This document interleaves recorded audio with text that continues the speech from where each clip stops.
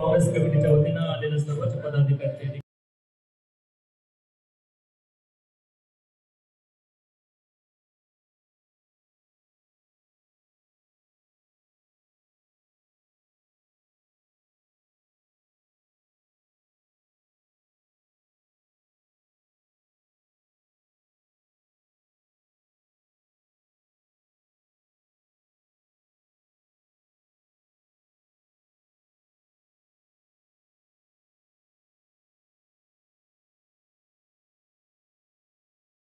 हा तिमिरावर उजेडाची मात होत असते आणि म्हणून या ठिकाणी मान्यवरांच्या हस्ते आपण खऱ्या अर्थानं जे अंधार आहे त्यावर आपण सारणार आहोत।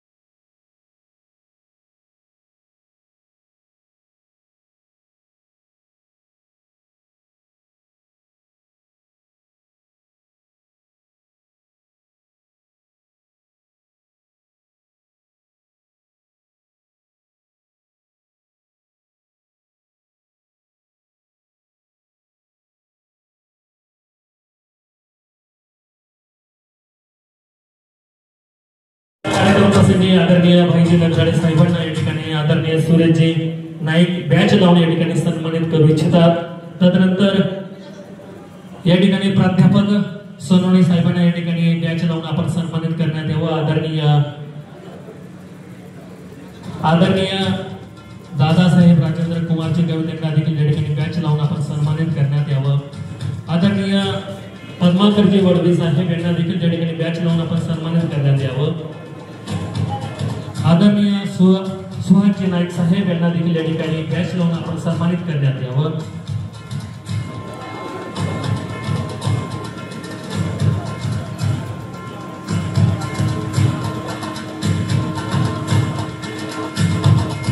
सर्वच मान्यवरांना या ठिकाणी भारतीय परंपरेनुसार खऱ्या अर्थानं बॅच लावून ही परंपरा एक वेगळा एक आकर्षण हा एक सन्मानाचा विषय असतो आणि म्हणून आपण भारतीय परंपरेनुसार बॅच लावून खऱ्या अर्थानं मान्यवरांच्या व्यासपीठावरील मान्यवरांचा आपण या ठिकाणी निश्चितच सन्मान करू इच्छितो आणि म्हणून या ठिकाणी व्यासपीठावरील सर्व मान्यवरांच्या या ठिकाणी आपण बॅच लावून आपण सन्मान करीत आहोत। सुरेशजी नाईक साहेबांच्या वतीनं या ठिकाणी यशोचित असा सत्कार सन्मान करू इच्छितात।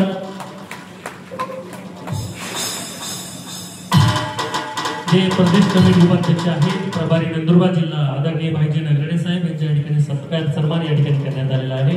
तदनंतर पुढील सूत्र आदरणीय सुरेशजी नाईक साहेब हे स्वीकारतील असं त्यांना विनंती करतो। तदनंतर सन्माननीय पक्का सोनवणे साहेब सरचिटणीस प्रदेश काँग्रेस यांच्या सत्कार किसान सेलचे अध्यक्ष जगन्नाथ पवार साहेब हे करतील असं विनंती करतो.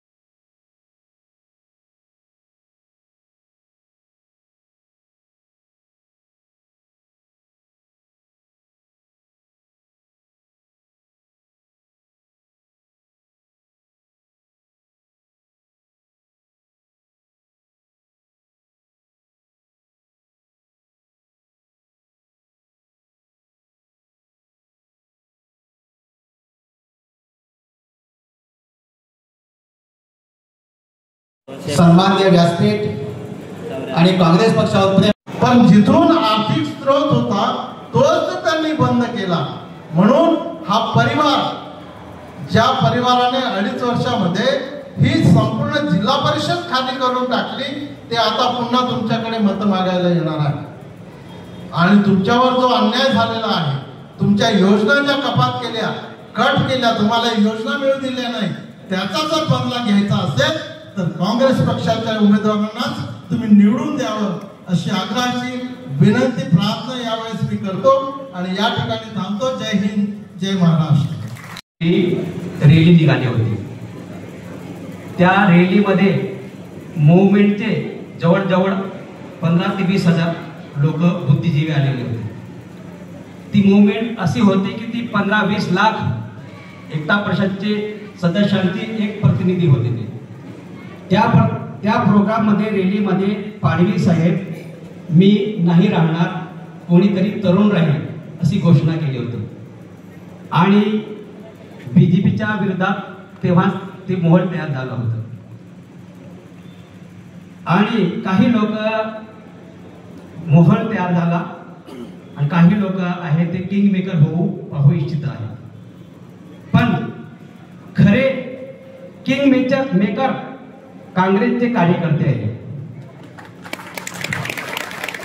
मुद्दा काय आहे, जे लोक म्हणजे काँग्रेसचे लोक, मला हे म्हणायचे आहे, काँग्रेसचा कार्यकर्ता असो किंवा मुवमेंटचे लोक असो, त्यांना पैशांची गरज पडत नाही. असे कार्यकर्ते आहे की ते बिगर पैशाने निवडू शकतात. दुसरी गोष्ट असे आहे, बीजेपी मध्ये सगळे काँग्रेसचे कार्यकर्ते इन्क्लूड झालेले आहे, तर काँग्रेसमध्येही तसंच आहे. जर जुन्या कार्यकर्त्यांचा मन दुखवला तर काँग्रेस पक्षाला कुठेतरी अडचण होईल. धन्यवाद. मौके पर उपस्थित, क्योंकि बीजेपी और उनके चंटू ने जो आज माहौल बना रखा है, जो माहौल खराब करके रखा है कि किस तरह से ये देश उजड़े, बसाने के लिए नहीं माहौल बना रहे हो, देश को उजाड़ने के लिए माहौल बना रहे, किस तरह से ये देश उजड़े. हम कांग्रेस पक्ष के कार्यकर्ता है, कांग्रेस के सिपाही है. जिस कांग्रेस ने इस देश को आजादी दिलाई, हम उसी संकल्प को आज अपने दिलों में रखते हैं कि किस तरह से ये देश बने, ये देश जुड़े, किस तरह से एकता और भाईचारा इस देश में कायम रहे. यही हम सबका काम होता है. भाई बोलिए, आखा जोरदार जिंदाबाद. कांग्रेस पक्षाचा, कांग्रेस पक्षाचा आम्ही उपस्थित आहे. आखा जोरदार जिंदाबाद. आम्ही जिल्हा परिषद निवडणूक होय भाजप पोते भरपूर पैसे होय आपा काँग्रेस पक्ष पैसे काय ना जास्ती पैसे ऑफिसचे मागो हा आणि ते जास्ती के 10,000 रुपया पे 10,000 रुपया तो आपू गुलामकारी रखते और मैं आपू के तो पांच पड़ी आपा के तो नुकसान होई हो ते भी सरकार आपू दुष्काळ जाहीर ना होतो एली परिस्थिती आहे तो ह्या पापा जे ते आपू काँग्रेस पक्ष छंद पडले ताईला खूप गर्दी होय धन्यवाद म्हणून काँग्रेस पक्षाशिवाय पर्याय नाही पक्षापासून तुम्हाला अभिनंदन करू मैं कारण की आपको गोपाल दादा निवडाई लागलं जी हिनाताई की लगभग काँग्रेस पक्षाचं नंदुरबार जिल्ह्यामध्ये सफावणी करून दिली आहे पण गोपाल दादा की उकली नापायो हिनाताई येते हिनाताई जी राहिले का डायरेक्ट खासदार आमदार जाते रे आमदार जिल्हा परिषद मावा का कदा भी कुवाल कमजोर नहीं समझू उम्मीदवारी का तवाय तो कुवाल कमजोर नहीं समझू हत्या भी मच्छर खाएगा अब तनेगा हत्ती चालो हत्या भी मच्छर खाएगा फाल काँग्रेस पक्ष काही टीव्ही पावता बारी बारी नेता काँग्रेस पक्षाने त्या 70 सालामध्ये काहीच केले नाही 70 सालामध्ये काहीच केले नाही अरे दादा होऊन 70 सालाम 7वी पास फायनल वाईन मास्टर बनावी देतलो काँग्रेस पक्ष आम गावात कमीत कमी मास्टर 14 मास्टर आहे 7वी पास बनणारा आज भी गो बायलो एकदम व्यवस्थित चालू है आज भी पेंशन नहीं है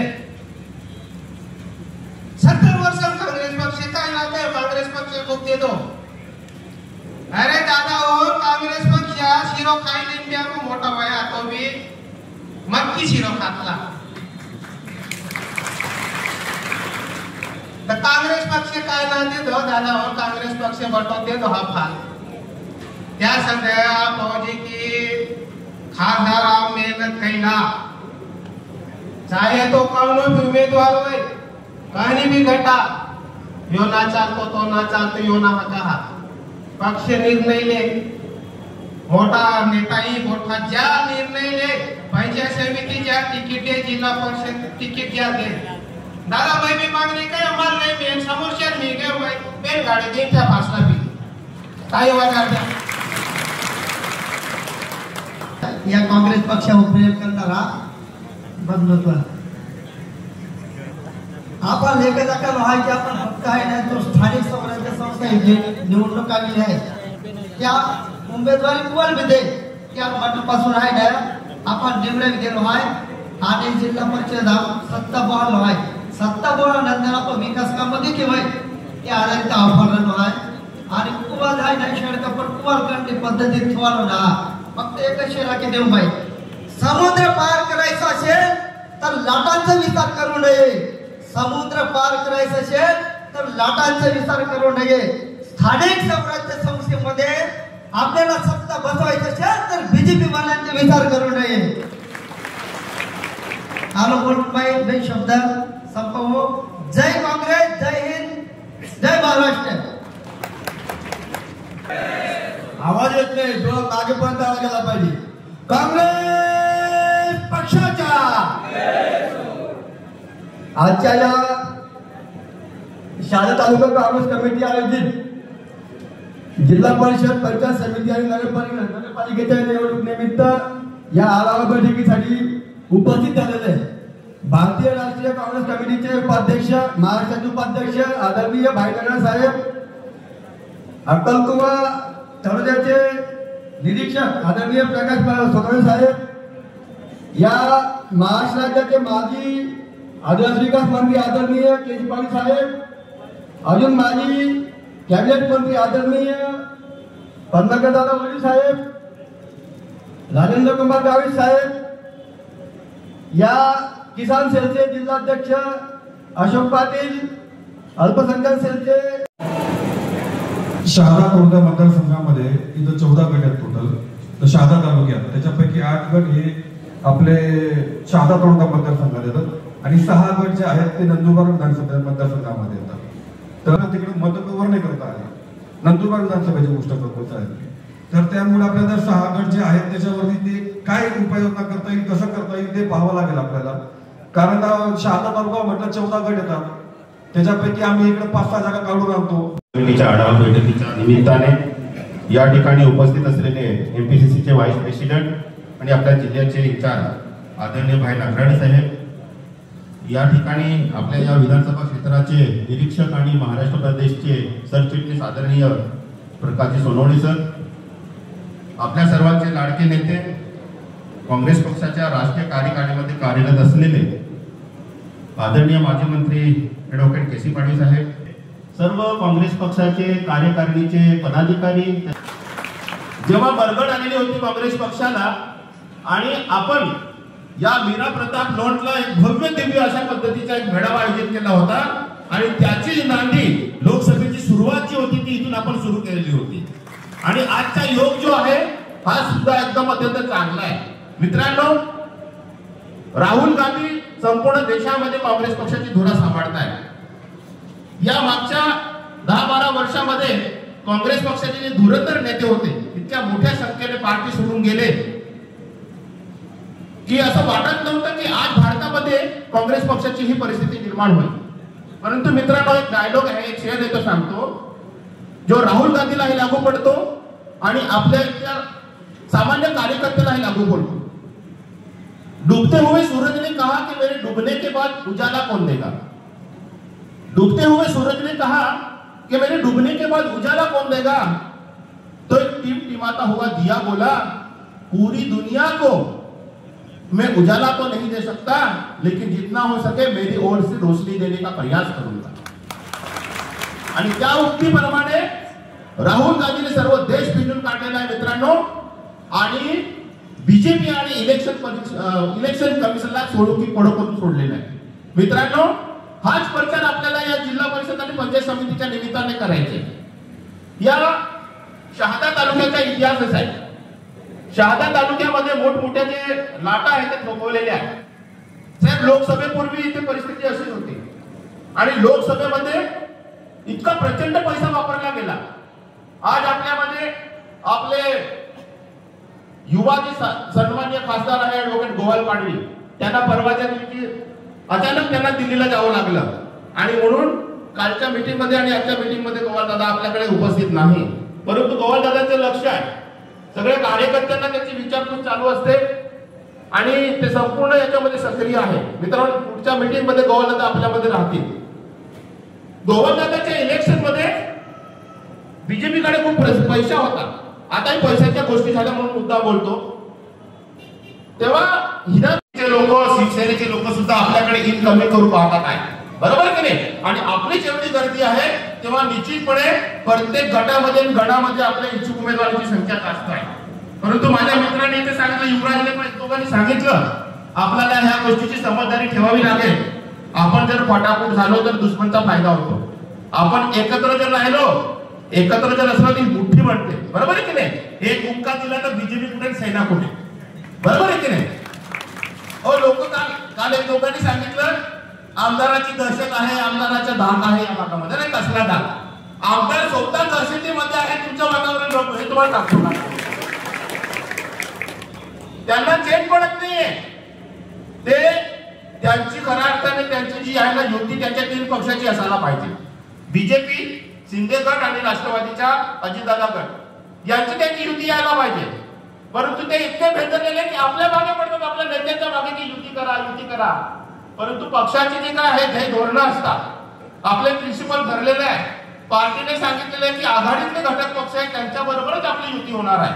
आणि म्हणून आपण आहोत इथे. तुम्हाला सांगतो, आपल्याकडे ना राष्ट्रवादी सदस्यांचा गट असेल किंवा शिवसेना उद्धव साहेब दोघे खूप चांगले, त्यांचे पदाधिकारी मी चांगले, जे येतील त्यांचे स्वागत करू. पण सर, या ठिकाणी शहाद्यामध्ये ग्रामीणमध्ये आम्ही वन साइड काँग्रेसच्या विचारधारे, वन साइड लोक आहोत आम्ही आणि त्यामुळे प्रत्येक ठिकाणी आपली गर्दी आहे. शहरामध्ये तुम्हाला सांगतो, लोकसभेमध्ये सर आपल्याला लीड आहे, विधानसभेला पण आपण काँग्रेसचा लीड आहे सर. फक्त नगरपालिकेचे गणित व्यवस्थित करा सर. नगरपालिका माझ्या गटामध्ये दुसऱ्याला, माझ्या झाला तरी मी त्याच्या मागे 2 गाड्या घेऊन त्याच्या मागे मागे फिरेन. अशा पद्धतीची जर समजदारी प्रत्येकाने ठेवली, आम्ही सगळ्यांनी पदं भोगले नाही. त्यामुळे नवीन लोक जर आले त्यांचे स्वागत करू आपण, परंतु काँग्रेस पक्षाच्या सोबत आपल्याला राहावं लागेल. पुन्हा आपल्याला काँग्रेस पक्षाला ताकद द्यावी लागेल, कारण देश संकटात आहे, संविधान संकटात आहे, आपलं आरक्षण संकटात आहे, आपल्या जमिनी संकटात आहे. या सगळ्या जर वाचवायचं असेल तर काँग्रेस पक्षाच्या सोबत राहावं लागेल, एवढं आवाहन करतो आणि इथे थांबतो. जय हिंद, जय महाराष्ट्र. मान्यवर उपस्थित झालेले आहेत. या इलेक्शनच्या संदर्भात आपल्याला राष्ट्रीय काँग्रेस पक्षाने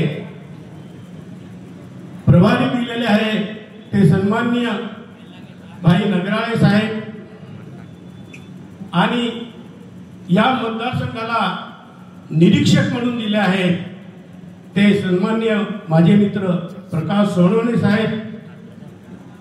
आमचे नेते आदरणीय केसी पाटील साहेब, ज्यांच्या नेतृत्वावर हे इलेक्शन आपल्याला लढवायचे आहे. त्यांच्यासोबती वॉल पाटील साहेब बी असतील आणि माझे सन्माननीय मित्र पद्माकर वळवी कधीही कुठे जाणार नाही. मी काल पण बोललो होतो, काँग्रेस पक्षाला कोणी हारू शकत नाही, कोणाचा बाप हारू शकत नाही. फक्त काँग्रेस पक्षामध्ये गद्दारीने झाली पाहिजे, सर्वांनी एकत्र राहिलं पाहिजे आणि काँग्रेस त्यामुळे जिवंत राहणार आहे. आपल्याला सांगतो, लोकसभेचे इलेक्शन असेल, विधानसभेचे इलेक्शन असेल, कोणताही लहान मोठा कार्यक्रम असेल, ते काँग्रेस पक्षाची प्रामाणिकपणे इमानदार राहणारे आहेत आणि काँग्रेस पक्षाची सतत संघर्ष करत काँग्रेस पक्षाला साथ देणाऱ्या या कार्यकर्त्यांचा आज निवडणुका समोर आल्या आहे. या निवडणुकीमध्ये निवडून आणण्यासाठी काँग्रेस पक्षाने सन्मान्य भाईसाहेब नगराळेजी आणि सन्मान्य प्राध्यापक प्रकाशजी यांना नियुक्त केले आहे. काँग्रेस पक्षाला मी फार फार धन्यवाद देतो, कारण हे सन्मान्य मंडळी आल्याने या नंदुरबार जिल्ह्यात नवीन चैतन्य निर्माण झालं आहे. प्रत्येक तालुक्यात याचप्रमाणे मी सभा घेतो आहे आणि लोकांचा साथ जोरात मिळत आहे. आपल्याला सांगतो की दिल्यावर सुद्धा जिल्हा परिषद पंचायत समितीमध्ये भारतीय जनता पक्षाच्या पैशासमोर किंवा त्यांच्या सत्तेसमोर सुद्धा आपले सामान्य कार्यकर्ते निवडून आले. मागच्या वेळेस पण निवडले. इव्हन साहेब पंचायत समिती शहादा काँग्रेसची झाली, माणसं असं फुटून जातात. आता 2.5 वर्ष पहिले सभापती आपलेच होते, 4 मेंबर फुटले साहेब पंचायत समिती मेंबर, आणि सभापती होऊ नाही शकले आपले, पण मेंबर आपले पूर्ण. आणि म्हणून मित्रांनो, जिल्हा परिषद पंचायत समितीला जे उमेदवार देताना तुम्ही जसे उमेदवार द्या, 5-5, 6-6 उमेदवार बरोबर आहे, पण लोकांना कोण चालू शकेल, कोण निवडून येऊ शकेल, कोण तुम्हाला न्याय निवडू शकेल, कोण तुम्हाला तुमचे कामं करू शकेल, जिल्हा परिषदकडे पोहोचू शकेल, असे चांगले माणसं द्या. हा माझा माणूस तुमचा माणूस हा विषय नाही. जो उमेदवार आहे तो पक्षकार आहे. या ठिकाणी केसी पाटील साहेबांच्या नेतृत्वाखाली खासदार आपले गोपालदादा आहेत, सर्वच आपण बसून एकत्रितपणे या तालुक्यामध्ये जिल्ह्यामध्ये जर बसणार जाऊ तर शहादा तालुक्यामध्ये सुद्धा फार मोठी अपेक्षा आहे. मागच्या वेळेस जवळजवळ आपल्या शहादा विधानसभा पार्टीमध्ये जवळजवळ आपल्या किती 5 सदस्य होते, 5, आणि काही तिकडे पण होते आपल्या नंदुरबार विधानसभेमध्ये. तर सर्वांनी यामध्ये जो काँग्रेसला मानणारा घटक आहे, गरीब घटक की ज्यांनी काँग्रेसची कारकीर्द बघितलेली, ज्यांनी काँग्रेसचा कारभार बघितलेला आहे, ज्यांचा काँग्रेसच्या विचारधारेवर विश्वास आहे, अशा सर्व लोकांना नेत्यांना सोबत घेऊन जर आपण करू शकलो तर निश्चितपणे आशा आहे की पूर्वीचे 2 टर्म जसं काँग्रेसच्या नगराध्यक्ष नगरसेविका होते, पुन्हा शहादा शहरात सुद्धा काँग्रेसची सत्ता मिळवू शकू एवढा विश्वास आपल्याला आहे. तयारी आपली. या सोनिया गांधींनी आदिवासींना जमिनी दिल्या, तरी दिल्या. तो इतिहास आहे. इंदिरा गांधींच्या आशीर्वादाने आदिवासी सुखी समाजात जगत आलाय. इंदिरा गांधींच्या आशीर्वादाने आज आदिवासींकडे जमिनी आहे. सोनिया गांधीजींच्या आणि राहुल गांधींच्या आदेशामुळे किंवा त्यांच्या आशीर्वादाने युपीए सरकारने, काँग्रेस सरकारने वन अधिकार कायदा केला, वन पट्ट्याचा कायदा केला, म्हणून लोकांना जमिनी मिळाल्या. हे खरं आहे का नाही? जर काँग्रेस सरकारने वन पट्टे दिले, काँग्रेस सरकारने आदिवासीच्या जमिनी वाचवल्या, गेलेल्या जमिनी परत केल्या आणि त्या जमिनी हे बावनकुळे मुख्यमंत्री फडणवीस, देवेंद्र फडणवीसचा खास जोडीदार आहे बावनकुळे साहेब, महसूल मंत्री म्हणजे आदिवासीच्या जमिनी 30 वर्षासाठी मी विकायला परवानगी दिली. ही परवानगी अजून झाली नाही, कायदा झाला नाही, पण करणार आहेत ते. मित्रांनो, जर अशा प्रकारे कायदा केला की 30 वर्षाने आदिवासी जमीन कोणाला देऊ शकतो, तर तोरणमाळची जमीन तर काय, शहादा तालुक्याच्या सुद्धा जमिनी चालल्या जातील. बरोबर आहे का नाही?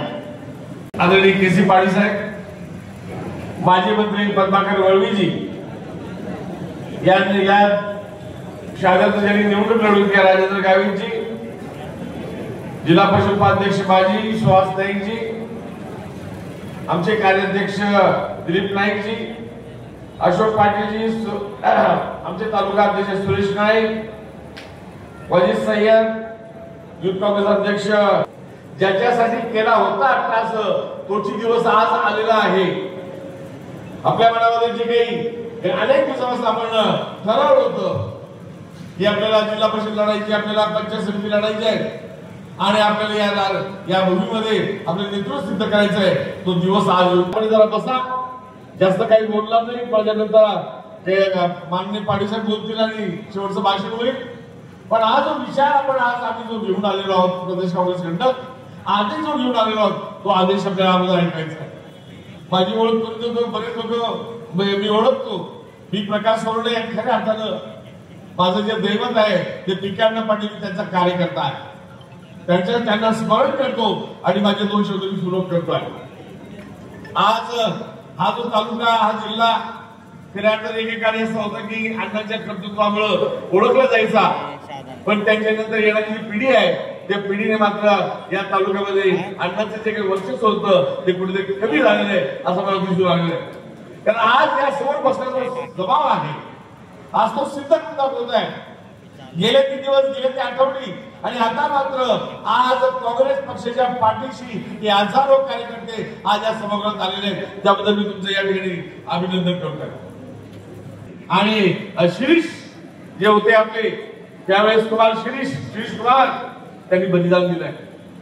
आमचा हिस्सा त्याच्यामध्ये आहे. मी शिरीष कुमारचं बलिदान अपमान करण्यासाठी आला आणि म्हणे 2014 साली या देशात स्वातंत्र्य मिळालं, लाज वाटली पाहिजे या भाजपवाल्यांना आणि RSS वाल्यांना.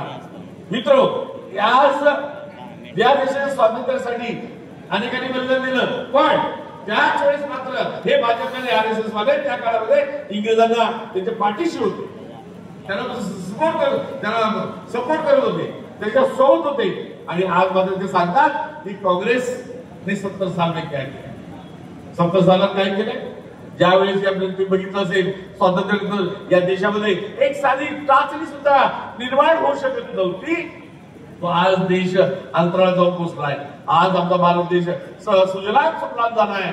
पहिल्या पंचवार्षिक योजनेमध्ये तत्कालीन पंतप्रधान पंडित जवाहरलाल नेहरू यांनी धरणं बांधली आणि धरणामुळं या शेतीमध्ये पिकायला लागलं आणि आज आम्ही सुजलाम सुफलामच्या अवस्थेत आहोत. हे काँग्रेसची देण आहे. सर्व क्षेत्रामध्ये आज बोलू शकतो. आता आपण आपल्या लांबवर कोणी असेल तर बोलू शकतो ही क्रांती जर कोणी केली असेल ती काँग्रेसने केली आहे. आणि जे देण आहे ती राजीव गांधीची देण आहे. तरी सुद्धा म्हणतात तुम्ही काँग्रेसने काय केली. आणि तुम्ही अमेरिकेत जाता आणि त्या ठिकाणी तुम्ही महात्मा गांधीचं नाव घेता. महात्मा गांधी के देश से आया हो आणि इथे मात्र तुम्ही महात्मा गांधीचे पुतळे चालता, इथे मात्र तुम्ही महात्मा गांधीचे विरोधात बोलता, इथे मात्र तुम्ही संघटना त्याच्याविषयी वाईट बोलता. ही चुकीचं आहे. आणि मी म्हणतो जास्त काही बोलणार नाही. आपल्याला केसीचा ऐकायचं आहे. या महाराष्ट्राचा आपण थोडा इतिहास बघितला असेल, थोडं देशाचा इतिहास बघितला असेल. मोदीजींनी खोट्या घोषणा केल्या. या सर्व घोषणा खोट्या घोषणा एक एक जर बघितलं असेल, हा मुला 2 करोड़ नौकरी देंगे, 15 लाख हमारे हिस्से में आएगा, खोट्या सांगितल्या आणि 2014 सालची निवडणूक त्यांनी अशा खोटं सांगून आम्हाला भूलथापा देऊन ती जिंकली, त्यावेळेस जिंकली आणि आम्ही त्या भूलथापात फसलो, आम्ही सत्तेत आले आणि त्यांनी त्यावेळेस प्रचंड दौरा केला, अडाणी अंबानीचा पैसा वापरला आणि संपूर्ण राज्यात ते देशाचे फिरले आणि आज तो जो घेतलेला पैसा आहे तो फेडण्याचं पवित्र काम पुण्यवान काम मोदीजी आज अदानी अंबानीला जमीन देऊन ते करता आहेत. त्यांना करोडो रुपये माफ करता आहेत, त्याला करोड रुपये देऊन त्यांना अनेक कारखाने त्यांचे इंडस्ट्री उभ्या करतायत. वळवी सर्वे सांगितलं आता फार महत्व सांगितलं. मित्र, सगळीकडे शहरामध्ये जमिनी त्यांनी बळकावल्या, शहरामध्ये जे जे महत्वाचे जमिनी त्यांनी बळकावलेले आहेत आणि अदानी अंबानी देऊन टाकले. अख्खी मुंबई त्यांनी अदानी देऊन टाकली आहे. यामध्ये आदिवासी बांधवांसाठी आणलेले हातो कसा संशोधनाचा विषय. मित्र, 130 ते वरच्या आमदार बीजेपीचे आले, निवडून आले, 130च्या वर बीजेपीचे आमदार निवडून आले, पण कुठेही वाजागाजा नाही, कुठेही ढोल ताशा नाही, कुठेही फटाके नाही, शांतपणे बसले. आणि जो निवडून गेला त्याने म्हटलं पैसा मुझे पता नहीं, मैं जीत के कैसा आया मुझे पता नहीं, पैसा क्या कमाल किया फडणवीस साहब ने मुझे पता नहीं. या शहरामध्ये जो कॅन्डिडेट जिंकून आला, या धडगाव शहरामध्ये तिकडे अक्कलकोट जो आमदार जिंकून आला, काही त्यांनी मिरवणूक काढली का त्यांनी भाजपवाल्यांनी? शांत राहिले. आपल्या सोनिया गांधी सुरू केलं, उनको खाना नहीं मिलता है. आपण उपाशीला काय निवडीमध्ये ती उपाशी राहतात आणि त्याला ती शाळेत जाऊ शकत नाही म्हणून त्यांनी शाळेमध्ये प्रत्येक शाळेमध्ये खिचडी चालू केलेली आहे. हा चांगला उपक्रम आम्ही केला. माहितीचा अधिकार आम्ही केलेला या ठिकाणी. पंचायत राज या बगीड डॅमच्या बगीवर बसलेला आहे. भविष्यामध्ये केसी पाडूच्या पाठीशी उभ्या राहतील आणि ते बंधात पंचायत समिती सदस्य होणार आहे, जिल्हा परिषद सदस्य होणार आहे. हे दिलं कोणी? पंचायत राज काँग्रेसची दिली आहे. आज आपण उतारा काय घरात उतारा करायला नको, तिथे बायकोच लागतं, कोणी दिलंय? काँग्रेस दिलंय. एवढं सगळं करून सुद्धा तुम्ही म्हणतात की काँग्रेसने क्या किया आहे, हे अत्यंत चुकीचं आहे. आणि मला पूर्ण खात्री, माझा अभ्यास इथे झालेला आहे की 100% आज या ठिकाणी मतदान जे होणार ते काँग्रेसला होणार. आणि हा शहादा तालुका हा नंबर 1 चा जिल्हा आहे. या ठिकाणी या जिल्ह्यामध्ये सांगायला मला अभिमान वाटतो. या जिल्ह्यामध्ये ज्या वेळेस काँग्रेसचा अखिल भारतीय काँग्रेस कमिटी इलेक्शनला पुढे जाते, लोकसभेला जाते, विधानसभेला जाते, तर लोकसभेची पहिली सभा जी होते ती नंदुरबार जिल्ह्यात होते. तर इथला आदिवासी बांधव हा जागरूक आहे. खांडबाली सभा आपण लहान होतो त्यावेळेस, खांडबाली सभा इंद्राजी आल्या, याची मला पूर्ण करणे खरं की नाही? असा हा आपला जिल्हा आहे, असा आमचा हा नंदुरबार जिल्हा आहे. आदिवासी बांधवांचा जिल्हा आहे.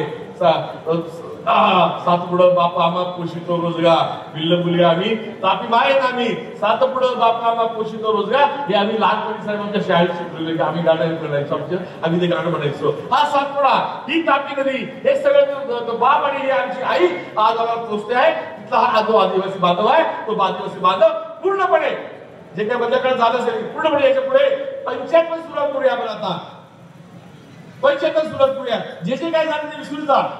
सुरेश पाटील म्हटलंय की उशाक्याला होता होता काळ रात्र झाली, सरकार येणार येणार येणार आलं असं वाटलं होतं आम्हाला. आणि या आरामकरांनी या वोट चोरी करून ते सरकार काढलं, यांनी नेलं, यांनी डिस्कस यांनी म्हणून वोट चोरी म्हणतात. उशाक्याला होता होता काळ रात्र झाली, आता पुन्हा आयुष्याच्या पेटवाबशली हे घोषवाक्य आपण घेऊन चालूया.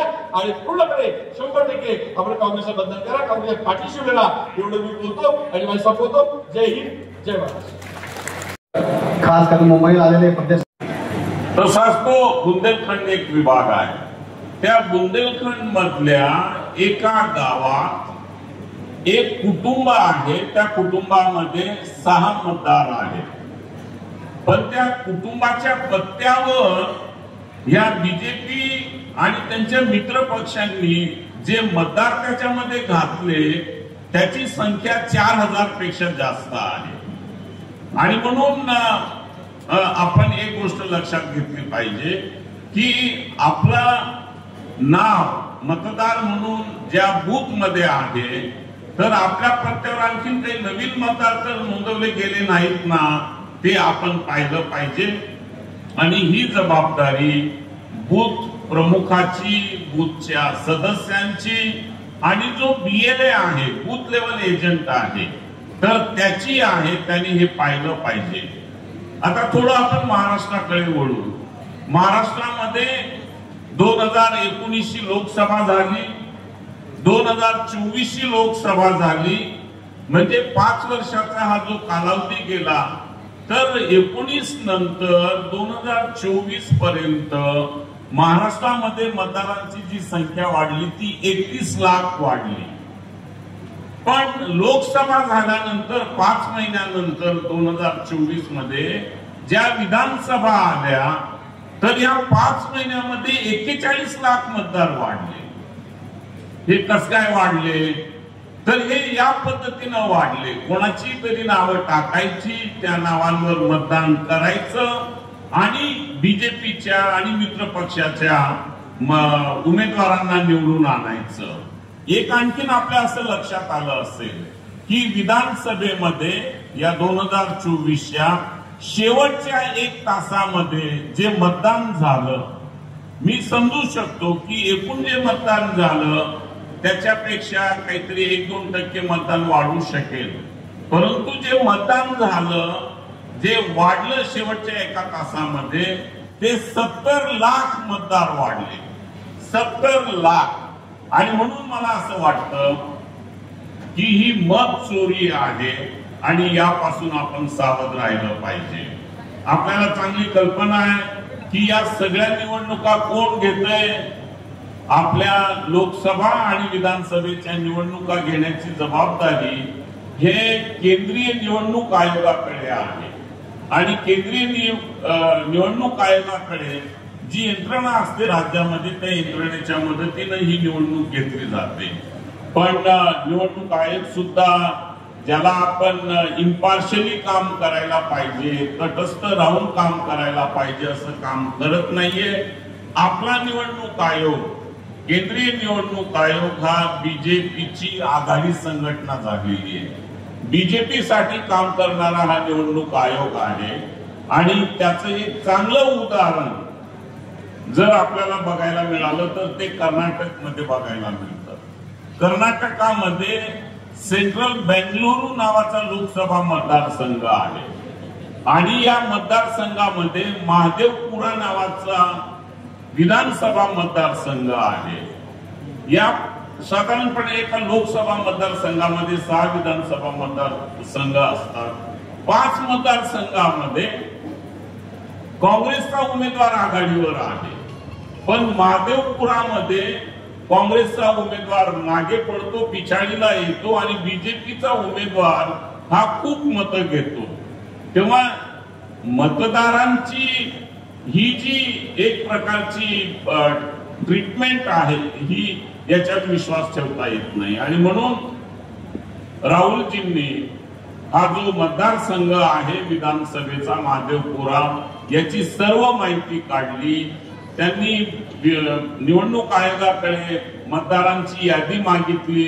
त्यांनी इलेक्ट्रॉनिक लिस्ट दिली नाही, जे इलेक्ट्रॉनिकली आपल्याला उपलब्ध व्हायला पाहिजे होती मतदारांची यादी, ती मिळाली नाही. आणि त्यांनी अशा याद्या दिल्या की ज्या इलेक्ट्रॉनिकली कन्वर्ट होऊ शकत नाही आणि मग त्यामुळे जी सोय व्हायला पाहिजे ती होऊ शकत नाही.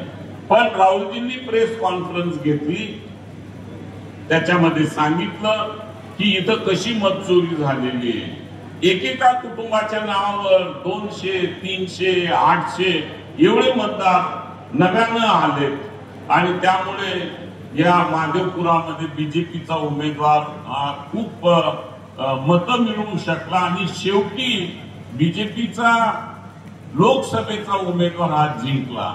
तर हे एक उदाहरण. दुसरं एक आळंद विधानसभेचं मतदारसंघ कर्नाटकामधलंच आहे, तिथं सुद्धा असंच झालं.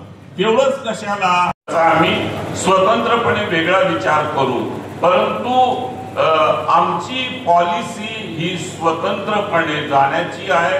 काँग्रेस पक्ष स्वतंत्रपणे ह्या निवडणुका लढवेल आणि आपल्या सगळ्यांना निवडणुका लढवण्याची संधी देईल. ज्याला कुणाला तिकीट मिळेल त्याच्या पाठीशी आपण राहा आणि त्याला निवडून आणा. याच्या पुढे जसे ह्या तालुकास्तरीय बैठका झाल्या, एक शेवटची बैठक 2 तारखेला अक्कलकुव्याला होईल, त्यानंतर गट पातळीवर बैठका होणार आहे.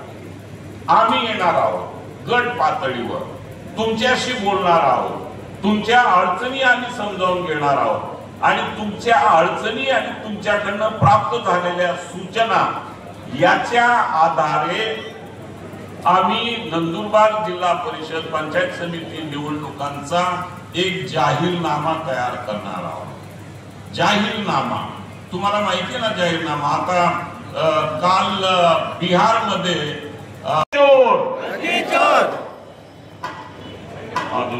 म्हणजे कानखड्या बसल्या पाहिजे.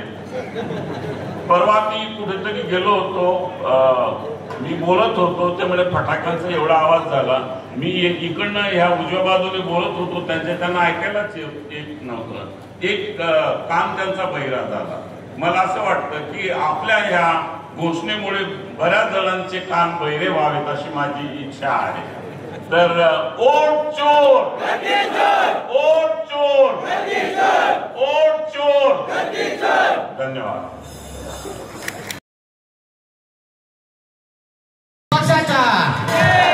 काँग्रेस पक्षाच्या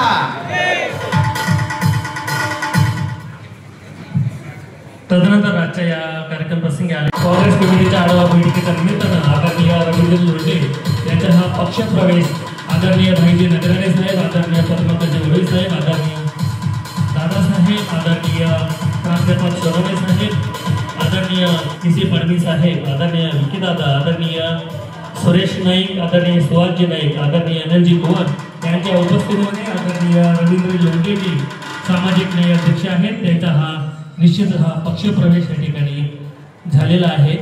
आणि निश्चितच रवींद्रजी लोंढे आपला हा सेवा निवृत्त झाल्यानंतर आपला प्रशासनाचा अनुभव निश्चितच आम्हाला लाभणार आहे. तर धन्यवाद.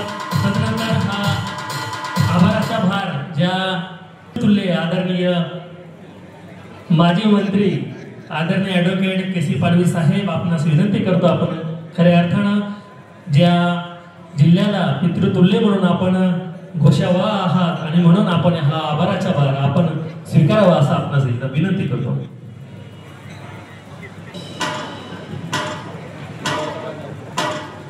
तसेच राष्ट्रवादी सेनेचे अध्यक्ष कपिल भाऊ या ठिकाणी उपस्थित आहेत, त्यांनी देखील या ठिकाणी यायचं आहे.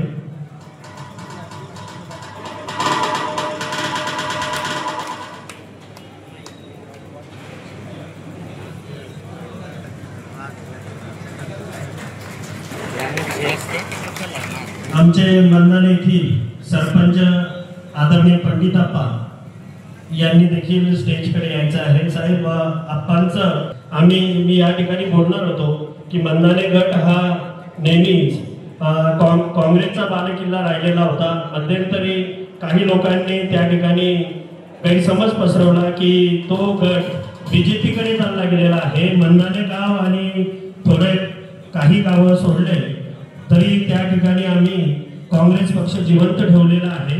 त्याच्यात आमच्या सरपंचांचा मोठा खालीचा वाटा आहे. आदरणीय पंडिताप्पा या ठिकाणी उपस्थित आहेत. साहेब आपल्यास विनंती त्यांचा सत्कार करावा.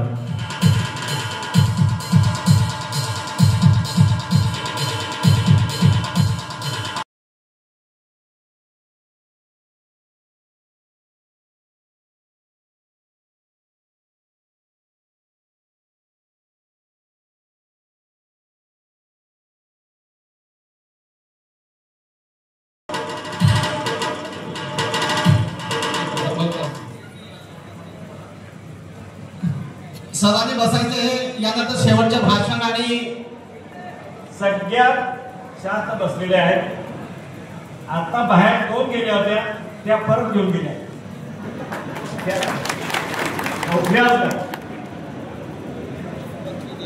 आणि हे तेवढंच खरं आहे की आजची सभा ही मोठी आहे, चांगली सभा आहे. नगरसेवक आणि प्रकल्प आहे तसा रिझल्ट पण ते देतील अशी अपेक्षा आहे. आज आपण शहादा तालुका काँग्रेस कमिटीच्या वतीने हा जो काय काँग्रेसचा मेळावा घेतला, या मेळाव्याला भाईनगर जे आहेत अधिकारी होते आदिवासी विकास खात्यामध्ये सचिव, आणि ते त्यांनी बोलूनही दाखवलं काँग्रेस पक्ष हा सगळ्यांना घेऊन जाणारा पक्ष आहे आणि आपलं सगळ्यांचं नशीब आहे की आपण सगळे काँग्रेस पक्षात आहोत. आणि ते रिटायरमेंट झाल्यानंतर काँग्रेस पक्षात काम करायला आले. त्यांना अजून कुठलाही पद मिळालं नाही, त्याचा तो लाभही नाही, परंतु ते सातत्याने आपल्या काँग्रेस बरोबर आहेत आणि काँग्रेसचे ते प्रदेशला उपाध्यक्ष आहेत आणि आता आपल्या जिल्ह्यामध्ये प्रभारी म्हणून दिलेले आहेत. त्यांच्याकडे सगळे धुरा आहेत, बऱ्यापैकी ते तारखा घेऊन आपण सगळे फिरतोय. आणि प्रकारचे सोनवणे हे अण्णासाहेब विखे पाटलांवर राहिलेले आहेत, जुनं त्यांचं हे गाव आहे आणि त्यांना शेवटपर्यंत इलेक्शन संपेपर्यंत त्यांना शहाद्यालाच ठेवायचं असं माझा विचार आहे. चालेल ना?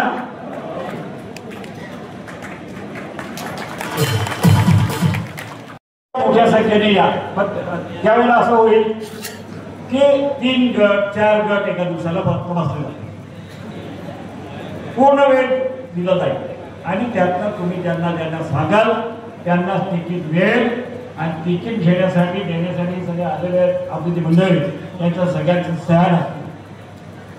बंधुबांना कोणी थांबायचं, शहादाला कोणी थांबायचं ते थोडक्यात बोलू तुम्हाला. आणि सगळे 56 सगळे जे काही आपले गट आहे ते गट तपासल्यानंतरच उमेदवारी फिक्स होईल आणि फिक्स करण्यासाठी अभ्यास पूर्ण जावा लागेल. केसी पाडवींचा जवळचा आहे म्हणून केसी पाडवीच्या माणसाला देऊ टाका, हे होणार नाही. आणि आपण ज्यांना सांगाल त्यांना ते दिलं जाईल ही खात्री मी तुम्हाला सांगतो. आणि निश्चितपणे मात्र या वेळेला तुम्हाला सगळ्यांचं माहिती म्हणून सांगतो, पक्षाची माहिती झाली, सगळं नेत्यांकडनं सांगितलं गेले, आपले सगळे नेते बोलले. एवढंच सांगेन की नंदुरबारच्या जिल्हा परिषदेला भाजपच्या माणसाला बसवायचं नाही. आणि हे सांगून ठेवेल, आम्ही कोणी प्रयत्न केला तरी सुद्धा जनता लोकसभेसारखंच करणार. पैसे नसले तरी विधान जसं लोकसभे एक नक्की आहे, लोकसभेला पैसा लागला नाही. किती पैसा त्यांनी ओतला, करोडो पैसे फेकले आणि त्या उमेदवाराला सांगितलं गेलं की हा उपरा आहे, याला कोण ओळखतं. काही लोक म्हणत याचं नाव गोवालच आहे, हा ढोरके आहे, याला काय कोण ओळखतं. आता ढोरके म्हणायला लागलं की आपला गोवाल माणूस खासदार झाला. आणि हे पण सांगेल, बोलता कोणी बोललं की रस्ते पंचायत समितीला असतील त्यांना सगळ्यांना निवडून द्या, राज्याला फरक कळू द्या की नंदुरबार जिवंत. दुश्मनला असं सांगा, दुश्मन तुम्ही या, अजून आम्ही जिवंत आहोत असं दाखवू द्या. त्याच्यासाठी किसी रंजित एक डायलॉग करतात तसं माझ्याकडे पण एक डायलॉग आहे, किसी रंजिश को कह दो, किसी रंजिश को कह दो मैं जिंदा हूं अभी. अशी जरा अजून आम्ही जिवंत आहोत, काँग्रेसमध्ये आहोत हे दाखवा आणि निश्चितपणे आपले उमेदवार निवडून द्या. एवढीच विनंती करतो. सगळ्यांना भूक लागली, मला सगळ्यांना नेत्यांना भूक लागली, खूप दिवस झाले. त्यांना आता शेवटची एक सभा 2 तारखेला त्याला मात्र लवकर जाऊन लवकर जरा वेळ देऊ एवढं खरं आहे. सॉरी तुमच्यावर जरा अन्याय झाल्यासारखं वाटतं. पब्लिक चांगली असताना तुम्हाला कमी बोलायला संधी मिळाली, पण माहिती मात्र महत्वाची असते. एवढंच खरं नेते आपल्याकडे आले, त्यामुळे आपण एक काँग्रेस संपली असं चाललं होतं, त्याला काँग्रेस जिवंत करण्यासाठी हे लोक नेते आले. बिझी आते ना हाँ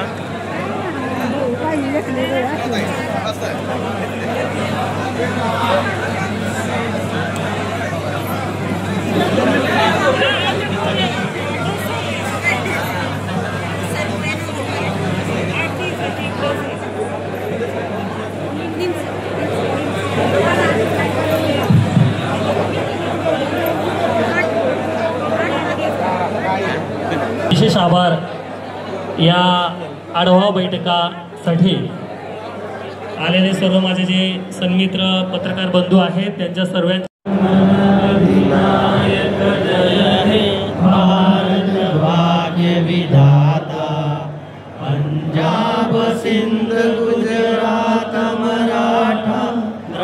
द्राविड उच्चल भंग विंध्य हिमाचल यमुना गंगा उच्चल जलधि तरंगा तव शुभ नामे जागे तव शुभ आशीष मागे गाये तव जय गाथा जन